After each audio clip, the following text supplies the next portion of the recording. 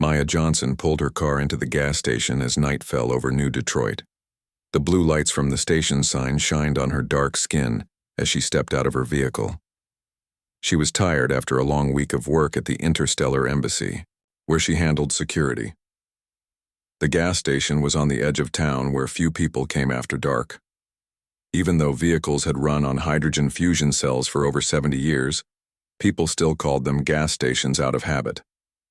This station was one of the few places not owned by the big Centauri Corporation that controlled most businesses in the colony. Maya connected the fuel line to her car and watched the energy meter rise. She planned to go straight home after this. Quick stop. Her apartment in the eastern part of the settlement was waiting, and she looked forward to a quiet night off. As the car fueled up, Maya noticed movement behind the station's small store. 5 men walked out and began to spread around her. Each wore a red mark on their clothes, the sign of the Nova Syndicate gang. This group had become more active since Earth companies had started mining operations in the area. They took advantage of the changing times to steal, threaten, and sell illegal tech. Maya kept her face calm. She had hoped to avoid trouble tonight, but it seemed trouble had found her anyway. The station's computer helper had gone silent, which meant the gang had probably turned it off before she arrived.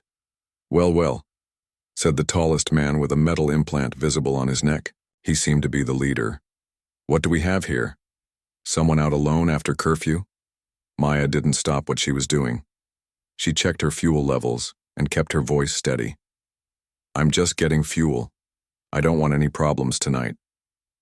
The men laughed and moved closer, forming a half circle around her and the car. The leader stepped forward. Maya could see he had a shock stick partly hidden under his jacket. Thing is, he said with a mean smile, problems want you. That nice car of yours has expensive fuel cells we could sell, and we don't see many visitors in our area, especially pretty ones. Maya disconnected the fuel line from her car and locked her vehicle with a quick hand movement. The small computer chip in her brain, standard for embassy security workers, was already checking how dangerous these men were and sending a silent call for help to the nearest patrol. But she knew help would take at least 15 minutes to arrive. These men weren't going to wait that long. We're the Nova Syndicate, the leader said, showing off a red tattoo on his arm. Everyone in this area pays us for protection. Now it's your turn. Another man stepped forward. He was shorter, but had big muscles that looked enhanced with illegal tech upgrades. He pulled out a plasma cutter, a tool meant for mining work that could cut through metal. Now it was a weapon pointed at her. Give us your money chip and car access, and maybe we let you walk away, this second man said in a rough voice. Maya turned to face all of them. The station's blue light made shadows on her face, but her eyes stayed clear and focused. 5 against 1 doesn't seem fair, she said calmly. For you. The leader laughed loudly. The sound echoed across the empty station. You hear that, boys? She thinks she's tough. I don't think, Maya replied. I know. One of the men suddenly jumped forward to grab her arm. What happened next was so fast the others took a moment to understand it. Maya stepped aside smoothly, caught the man's arm, and used his own speed to slam him face first into her car.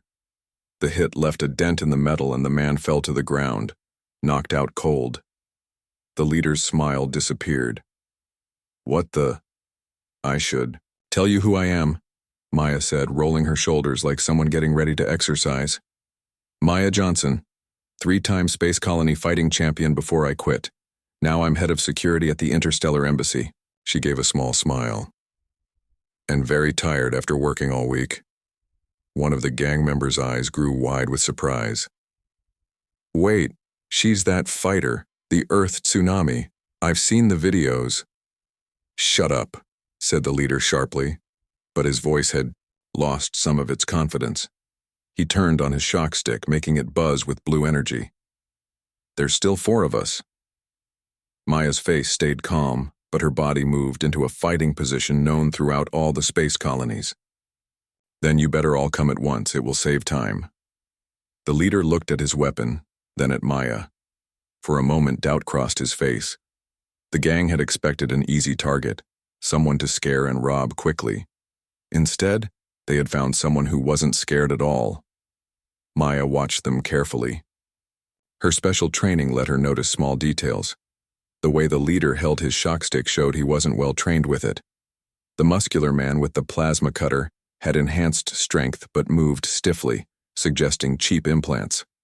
The others seemed even less prepared. The silence stretched for several seconds as the gang realized their easy target wasn't so easy after all. Behind her steady gaze, Maya's mind worked quickly. The patrol was still 14 minutes away. She needed to handle this situation now before it got worse. The leader made a quick motion with his hand, and the remaining men tensed, ready to attack together. Maya took a deep breath and centered herself, the way she had done countless times, in fighting rings across the solar system. "Last chance to walk away," she said quietly.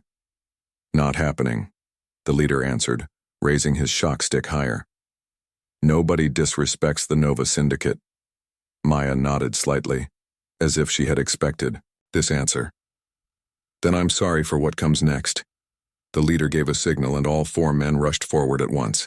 The 4 men attacked Maya all at once. The leader came at her with his shock stick, blue energy crackling at its tip.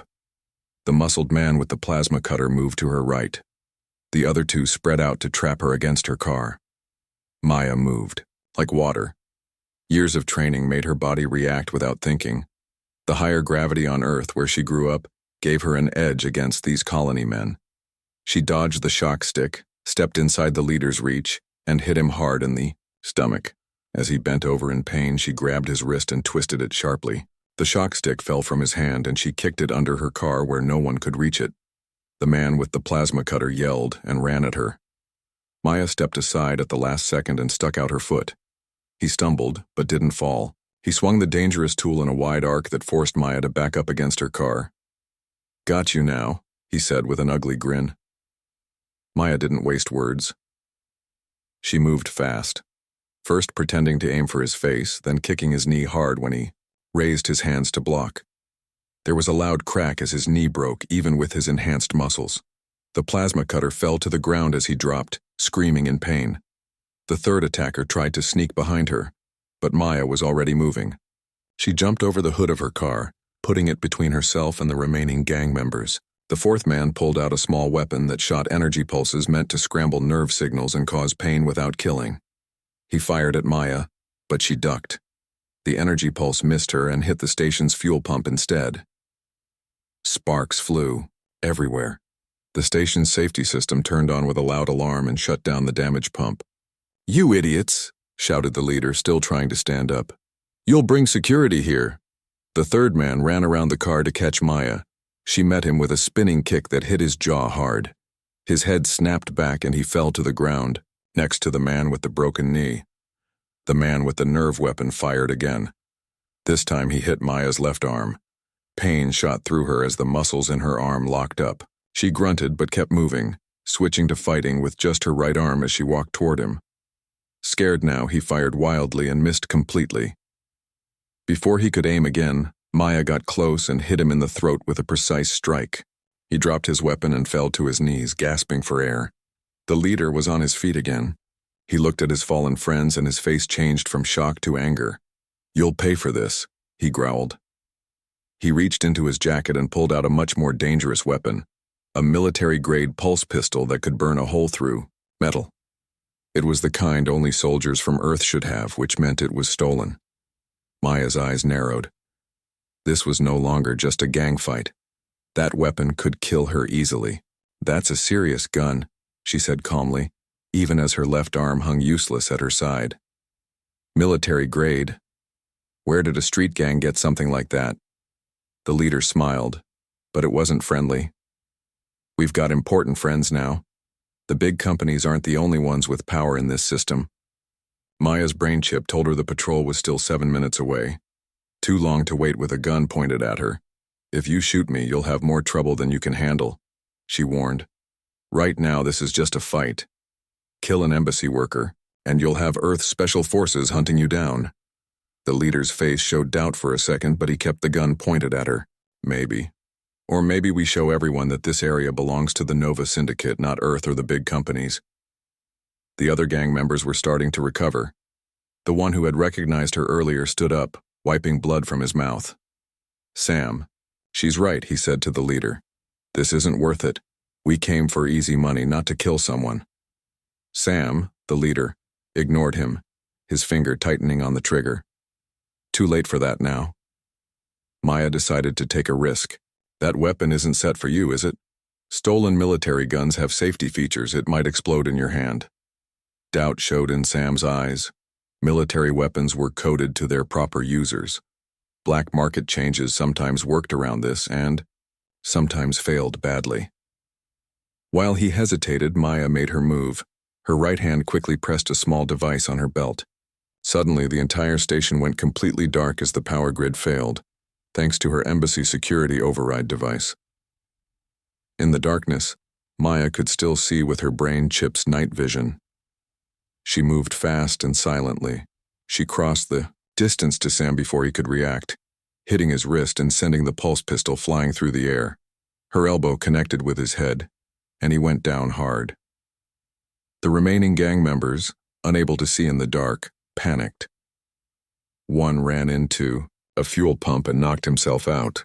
The other called out in fear before Maya found him and used a precise nerve strike that left him unable to move temporarily. The station's emergency lights came on, filling everything with a dim red glow. Maya stood among the fallen gang members, breathing hard but otherwise calm. Her left arm was starting to work again, though it would hurt for days. She picked up the pulse pistol, checked that its safety was on, and put it in her belt. Evidence of illegal weapons would interest her bosses at the embassy and explain how street gangs were suddenly becoming more dangerous.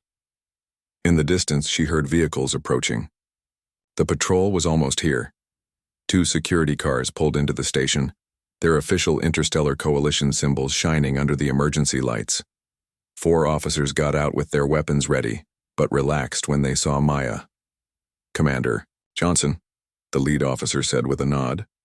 "Our office said you sent an emergency signal." Maya pointed to the unconscious gang members. "Nova Syndicate. They tried to rob me and had illegal weapons." She handed over the pulse pistol. "This is military grade. Serial numbers are probably removed, but your tech team might find something." The officer whistled softly as he looked at the weapon. "This is serious hardware. How did street gang members get this?" "That's what I want to know," Maya replied. "They hinted at new connections, someone giving them advanced tech." As the officers secured the scene and began arresting the gang members, Maya leaned against her car. Her arm was starting to throb with pain. She would need to visit the medical center, but first she needed to report this incident. Military weapons in the hands of local gangs was not just a crime problem. It could be the start of something much worse. She looked across the colony's skyline where Earth Company buildings mixed with local structures. Somewhere out there, someone was planning something dangerous. And Maya Johnson, embassy security chief and former fighting champion, was going to find out who. The next morning, Maya sat in the embassy medical center as a doctor examined her left arm. The nerve damage from the weapon was healing, but slowly. The doctor, an older woman named Dr. Patel, frowned as she looked at the scan results. "You should have come in last night," Dr. Patel said. "Nerve disruptor damage gets worse if not treated right away." Maya nodded. "I know, but I needed to file my report first." After the security patrol had taken the gang members away, Maya had gone straight to embassy headquarters. The military-grade weapon was too important to ignore. She had spent hours explaining everything to her superiors and filling out reports. By the time she finished, it was nearly morning. "The arm will heal in a few days," Dr. Patel said, "but you need to rest it. No fighting, no heavy lifting." Maya smiled slightly. "I'll try my best." After leaving the medical center, Maya walked through the embassy's main hall. The building was one of the largest in New Detroit, representing Earth's interests in the colony. Staff members nodded respectfully as she passed. Her position as security chief earned her respect, but the rumors of last night's fight had already spread. 5 gang members taken down single-handed made 4 Good gossip. Maya reached her office and found Keith Stewart waiting for her. The diplomatic liaison from Earth looked worried. "How's the arm?" he asked as she sat down behind her desk. "It will heal," Maya said. "What's wrong? You look concerned." Keith handed her a data pad. "Your report about the military weapon got people's attention, high-level attention. The colony governor wants a meeting this afternoon." Maya looked at the meeting details on the pad. "Governor Reyes herself? This is serious." "Very serious," Keith agreed. "Military weapons in the hands of local gangs just as the mining rights treaty talks are about to start? The timing isn't a coincidence." Maya leaned back in her chair, thinking. The treaty negotiations between Earth, the Centauri Corporation, and local colony representatives would decide who controlled the valuable mineral deposits discovered last year. Billions of credits were at stake. "Someone wants to disrupt the talks," she said. "Create enough trouble that they get delayed or canceled." Keith nodded. "That's what the governor thinks too, but who benefits from that?" Maya pulled up information on her computer screen. Several possibilities. The Outer Rim Coalition has been pushing for independent mining rights. They'd gain time to gather more support if talks were delayed. Or it could be one of the smaller Earth companies, Keith suggested. Centauri is positioned to get most of the rights in the current treaty draft. Their competitors might want to change that. Maya continued scrolling through files. There's also local groups who think the colony should control its own resources. The Free Colony movement has been growing lately. She stopped at a new file that had been added to the system overnight. The security team identified 2 of the gang members from last night. Both were former miners laid off when Centauri automated their operation last year. Keith leaned forward to look at the screen. Disgruntled ex-employees with a grudge against the corporation. That fits. "But it doesn't explain the military hardware," Maya said. "Pulse pistols like that one are strictly controlled. They don't just appear on the black market by chance." She pulled up another file. "According to this, there have been 3 shipments of security equipment to the colony in the past month, all for the corporate compounds. We should check if any weapons went missing." "I'll talk to my contacts at the Transportation Authority," Keith said. "They keep logs of all incoming shipments." Maya nodded. "Good. I'll speak with my old friend Lee at Colony Security. He keeps an eye on the local black market." Just then, Maya's computer beeped with an incoming message. It was from the detention center where the gang members had been taken. "The gang leader, Sam, is asking to speak with me," Maya said, reading the message. "Says he has important information." Keith frowned. "Could be a trap. Or he could be afraid of whoever gave him that weapon," Maya suggested. "Either way, I need to talk to him before the meeting with the governor." She stood up, careful not to move her injured arm too quickly. "I'll go now. The detention center is only 10 minutes away." "I'll come with you," Keith said. 2 sets of ears are better than 1. They took an official embassy vehicle to the colony detention center. The building was small but heavily secured with drone guards patrolling the perimeter. Inside, a security officer led them to an interview room where Sam waited, his hands secured to the table. The gang leader looked less impressive than he had the night before. Without his friends and weapons, he seemed younger and more nervous. "You wanted to talk," Maya said as she sat across from him. "So talk." Sam glanced at Keith, then back to Maya. "Who's he?" "Earth Diplomatic Liaison," Keith answered. "Whatever you say to Commander Johnson, you say to me too." Sam hesitated, then nodded. "Fine. I'm in trouble, big trouble, and not just with colony law." "The weapon," Maya said. "Where did you get it?" "From a man named Vega," Sam replied. "He approached our gang 3 weeks ago. Said he represented people who wanted to see changes in the colony. People who thought Earth and the big corporations had too much power." "What people?" Keith asked. Sam shook his head. "He never said, but he gave us weapons, money, and targets.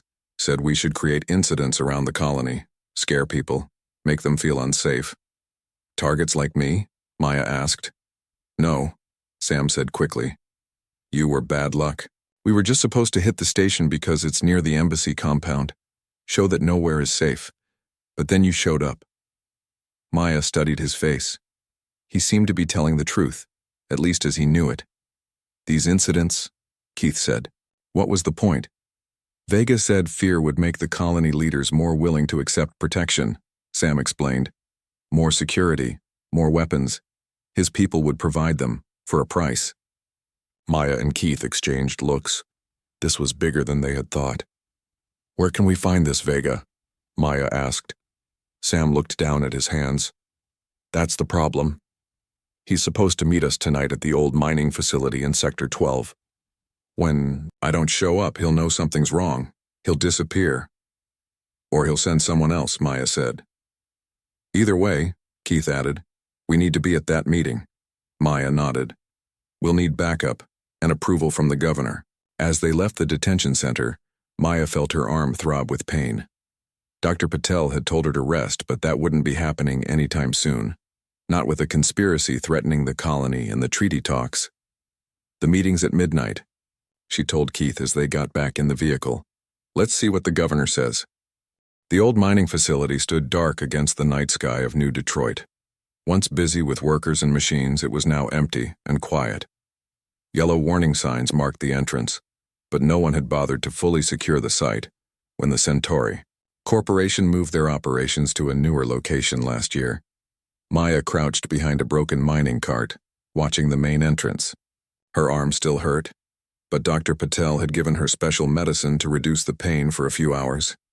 Keith waited beside her, looking uncomfortable in the protective vest Maya had insisted he wear. Are you sure about this? Keith whispered.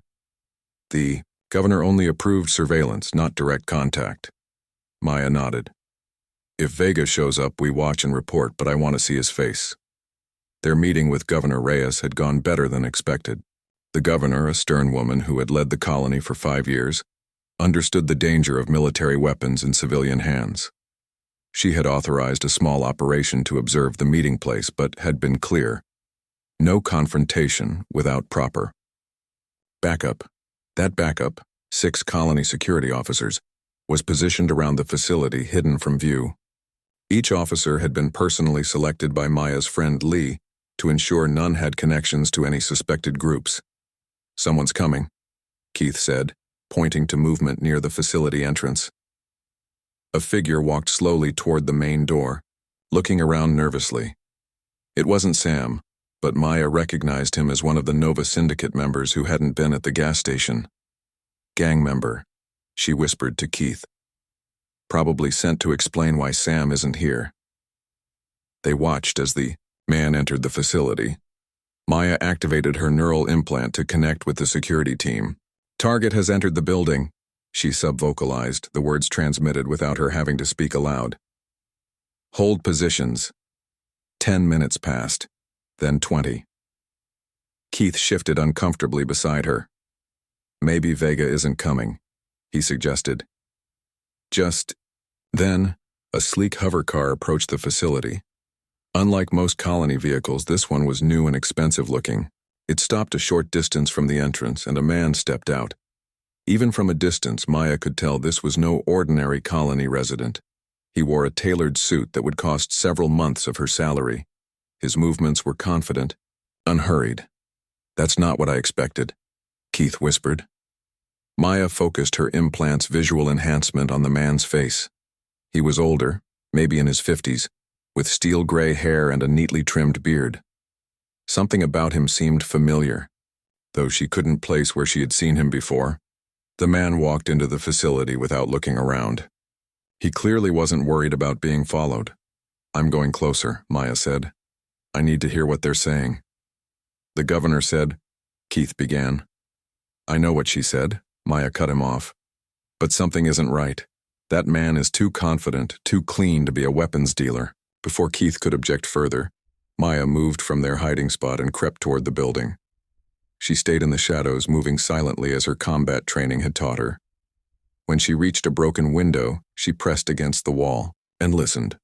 Not here, the gang member was saying, his voice nervous. He got caught last night at the gas station job.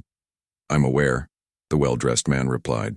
His voice was cultured with the slight accent of someone born on Earth rather than in the colonies. That's why I came personally instead of sending my usual representative. What do we do now? The others are locked up. The syndicate is falling apart. The man made a dismissive sound. The syndicate was always a tool, nothing more. What matters is our timetable has been accelerated. The treaty negotiations begin in 3 days. Maya pressed the record function on her implant. This was exactly what they needed. Confirmation that the weapons and gang activities were connected to the treaty. What about the weapons? The gang member asked. Already distributed to the other groups, the man said. Tomorrow night, they'll create incidents at 20 locations across the colony simultaneously. The corporate security forces won't be able to respond to all of them. And then, the man said with satisfaction, when the colony is in chaos, certain proposals will be made at the negotiation table. Proposals that benefit those who truly deserve to control this colony's resources. Maya had heard enough. She needed to get this information back to the governor immediately. But as she turned to go, her injured arm brushed against a piece of loose metal. The sound was small, but in the quiet night it seemed loud. Inside, the conversation stopped. What was that? The gang member asked. Check it, the well-dressed man ordered. Maya moved quickly away from the window, but not quickly enough. The gang member appeared at the broken opening, looking out into the darkness.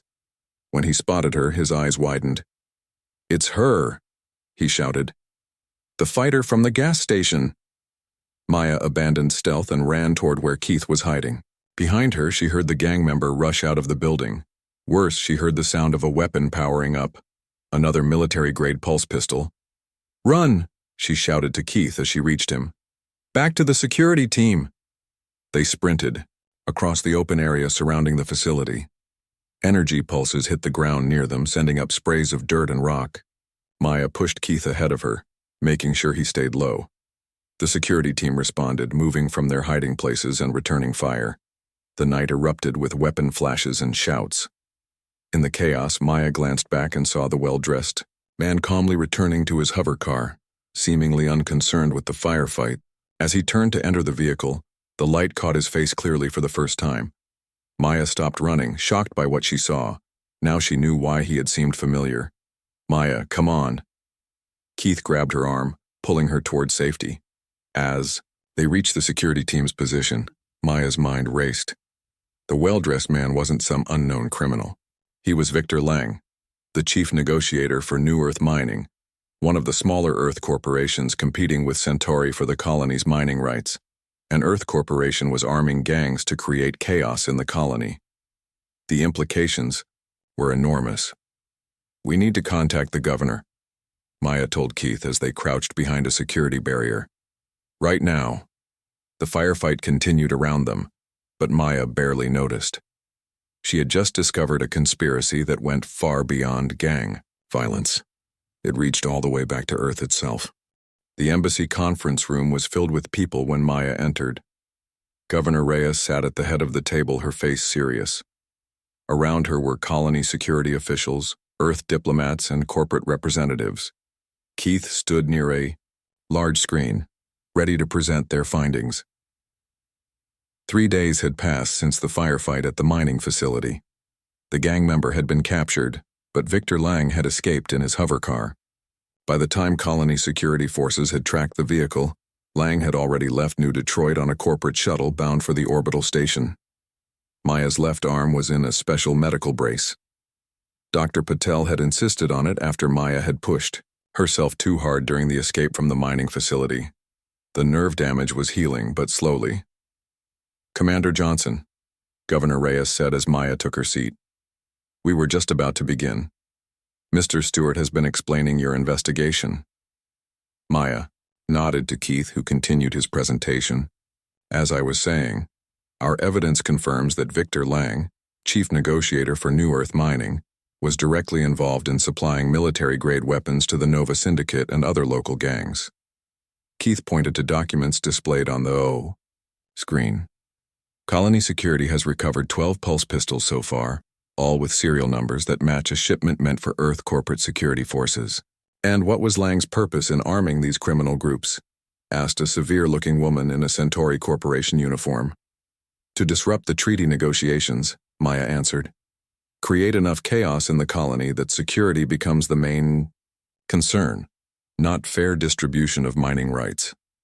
New Earth Mining would then offer their own security forces as a solution, Keith added, giving them a stronger position in the negotiations and a reason to increase their presence in the colony. Governor Reyes looked at the Centauri representative.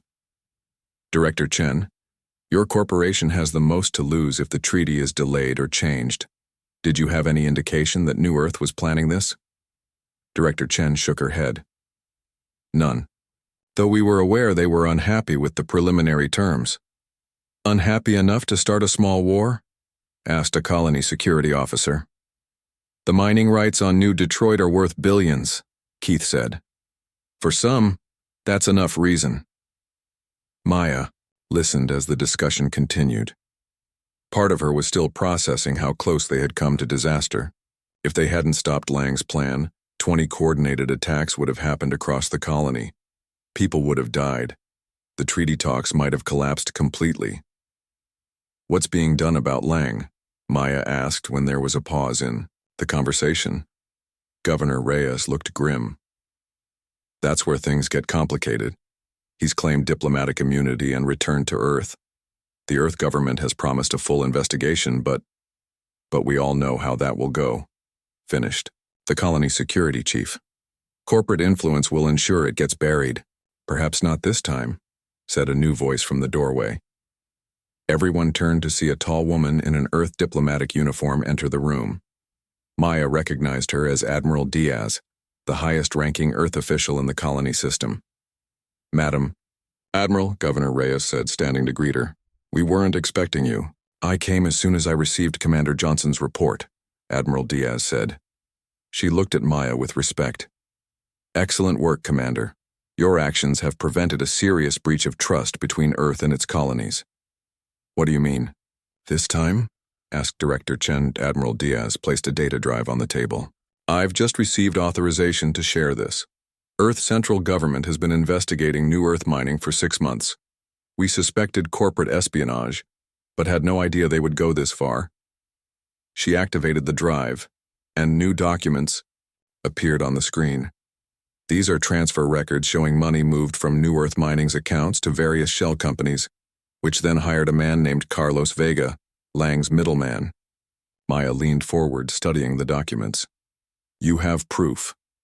Enough to arrest Lang when he arrived at Earth, Admiral Diaz confirmed. He's in custody now, along with 3 members of the New Earth Mining Board. The company's assets have been frozen pending a full investigation. The room was silent as everyone absorbed this news. Then Governor Reyes spoke. This changes the treaty negotiations considerably. Indeed, Admiral Diaz agreed. Earth Central Government is proposing new terms that give the colony more control over its resources while ensuring fair access for Earth companies, except New Earth Mining, of course. The meeting continued for another hour as they discussed the new proposal. Maya listened, but found her attention drifting. The pain medication was wearing off and her arm throbbed. More importantly, she felt the weight of the past few days catching up with her. When the meeting ended, she walked slowly through the embassy halls heading for the exit. Keith caught up with her before she reached the door. You're leaving? I thought we'd be working on the security protocols for the treaty signing. Maya smiled tiredly. Dr. Patel said if I don't rest this arm properly, the nerve damage might be permanent. I think I've earned a day off. Keith nodded. More than earned it. If you hadn't recognized Lang, someone would have figured it out eventually, Maya said. I was just in the right place. Because you put yourself there, Keith pointed out. Not many people would have faced down a gang, tracked a conspiracy, and exposed a corporate plot in less than a week, all with a nerve-damaged arm. Maya shrugged, then winced as the movement sent pain through her injured limb. All part of the job. Speaking of jobs, Keith said, looking slightly embarrassed. Admiral Diaz asked me to pass along a message. Earth Central Security is impressed with your work. They're offering you a position, head of security for the entire colonial sector. It would mean leaving New Detroit, moving to the Central Colony hub. Maya raised her eyebrows in surprise. It was a significant promotion, the kind that came once in a career. "Tell the Admiral I appreciate the offer," she said after a moment. "But my work here isn't finished. New Detroit needs good people, who care about both Earth and colony interests. I'd like to be one of them." Keith smiled, clearly relieved. "I was hoping you'd say that the diplomatic corps would miss you." "Besides," Maya added with a small smile, "where else would I get to practice my fighting skills so regularly?" As she stepped outside the embassy into the colony's artificial sunlight, Maya looked across the settlement that had become her home. New Detroit wasn't perfect. It had gangs and corporations, politics and crime. But it also had good people trying to build something meaningful on this distant world. And for now at least, it had Maya Johnson, former MMA champion, embassy security chief and unexpected hero, watching over it.